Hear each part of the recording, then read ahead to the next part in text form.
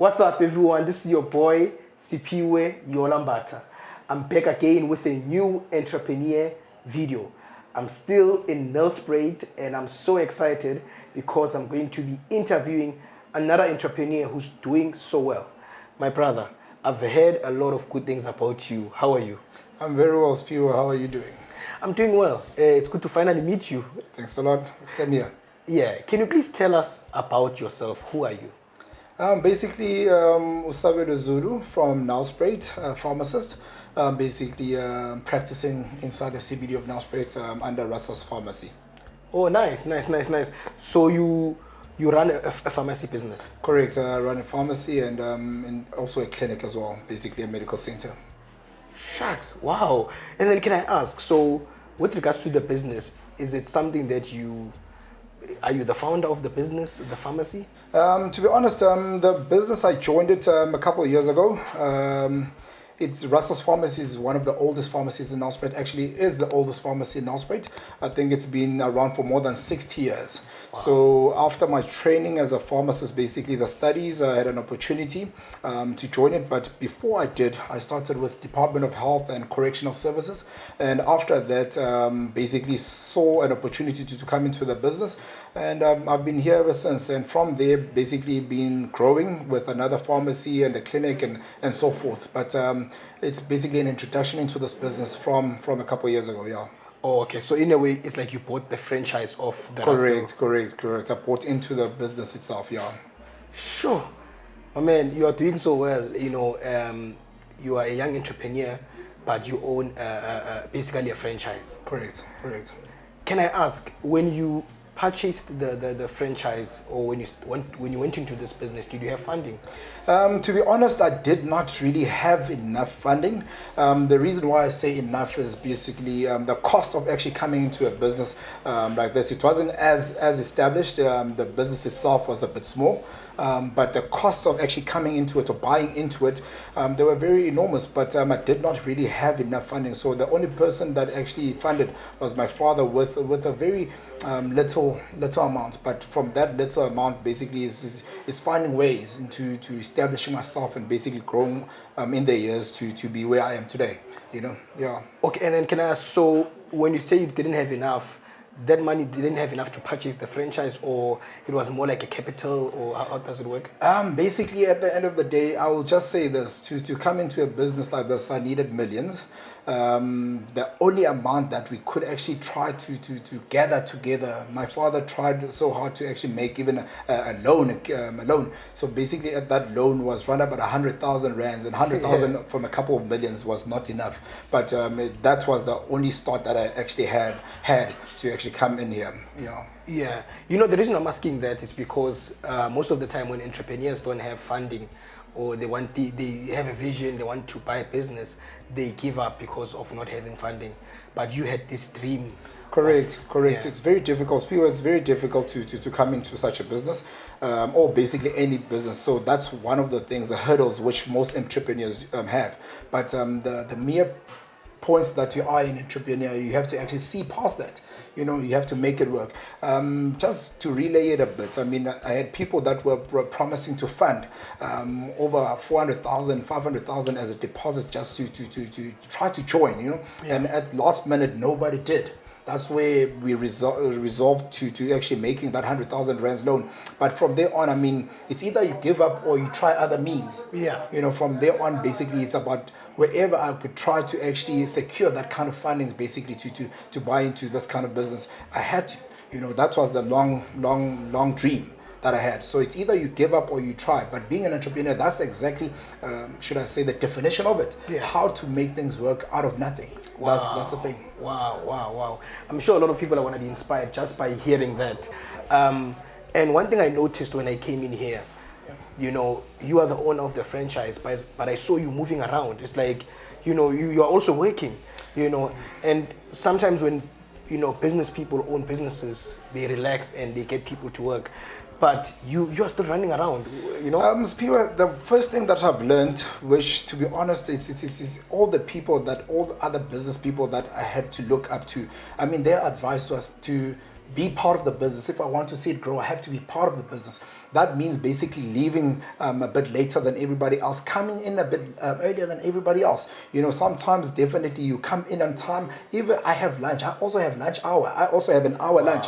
If I'm at the bank and my hour rounds out, I leave whatever I'm doing. I have to come back. My hour is done. That's the principle that I've had to live with and develop within myself. So I don't say, because I own the business, I have to take longer lunch. No, my lunch is 1 hour. I have to do that because my patients are waiting for me. They know what he's on lunch. That means I'm an hour on lunch. They are waiting for me. Wow. So basically, it has to be that and work a bit harder than everybody else. That means I leave a bit late. I leave at 8 o'clock, 10 o'clock at night sometimes, but we close at 6.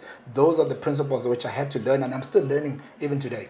Wow. And that's what I like, because it's like when you're working, it's not like you are the owner. It's like you are part of the staff. Correct. I'm staff as well. I apply for leave. I also sometimes get denied leave. That's the thing. I'm part of the business. I'm actually part of the staff. That's the thing. I see staff as equal, you know, on a lateral point of view.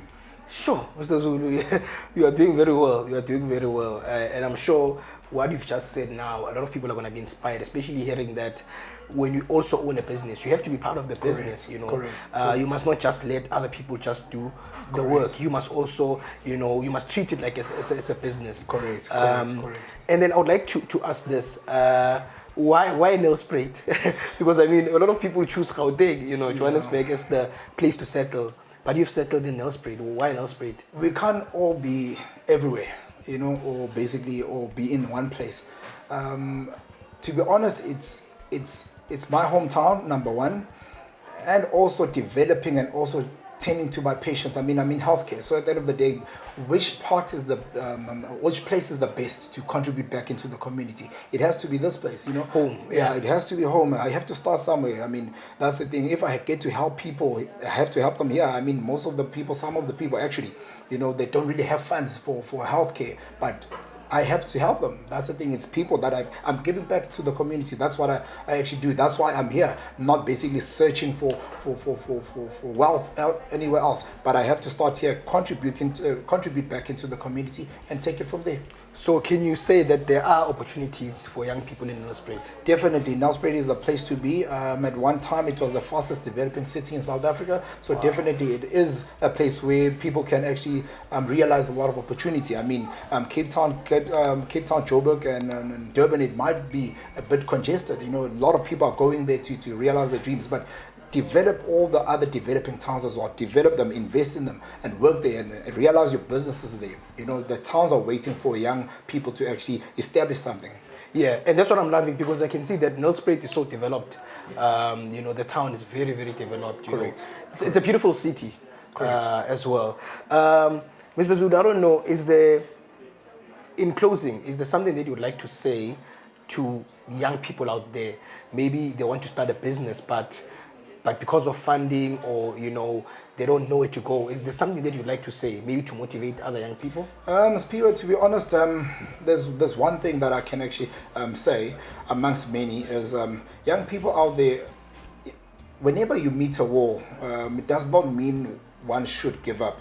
It's about trying and trying and trying until you succeed. So basically, if you have dreams to be an entrepreneur, to be in business as well, maybe not in healthcare, in other industries, it's about trying until you make it happen. Of course, funding will always be the general problem. Yeah. But at the end of the day, we need to see past that. How can we annihilate that bit of a problem? How can we find solutions to that? So we have to find solutions. So my take as P is to let us try and try. We can't all be business people, definitely not. But those that actually have a passion, we need to see past those limitations and push until something happens.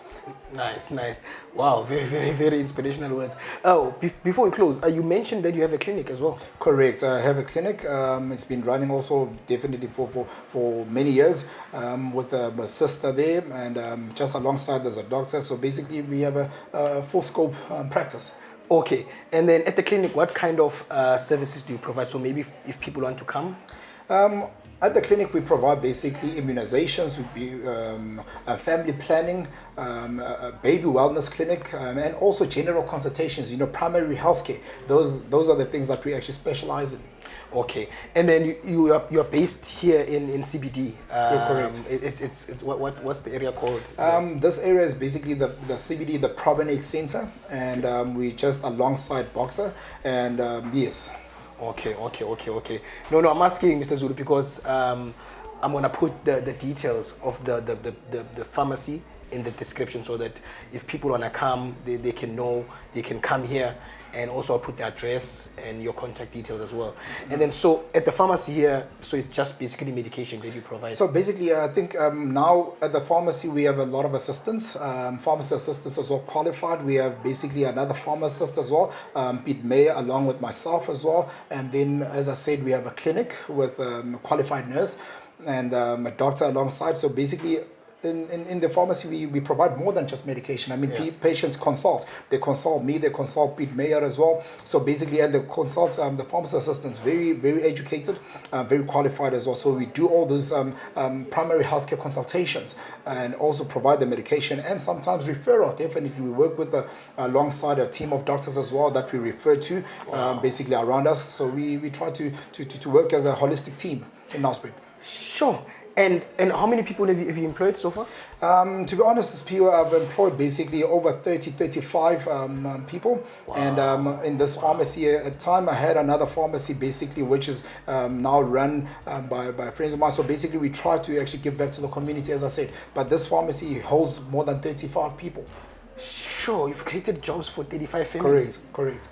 No, you are doing well, my brother. You are doing well, man. And yeah, man, big ups to you for this. Pio. I know you're a very busy person, so I need to leave you now so you can, carry on with your job. But Mr. Zulu, I would like to say thank you so much for your time. And I'm sure a lot of people are going to be inspired when they watch this video. You started with nothing. You had the dream, and then finally, you are doing well. The pharmacy is doing well. I see you've employed a lot of people.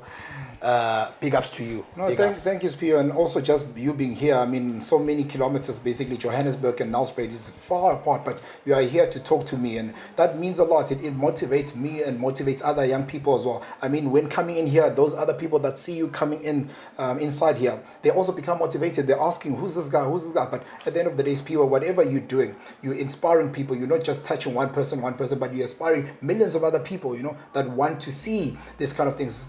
There's no platform. There's no platform for young people to talk about these things, to reach out to other young people who aspire to do the same. So thank you, Pio. Thank you to your team as well. You've actually inspired us all. Definitely, thank you. Thank you so much, Mr. Zulu.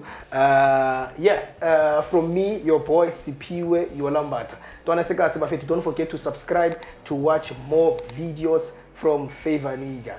Signing out all the way in Nelspruit. Still doing it, Buffett. Thank you.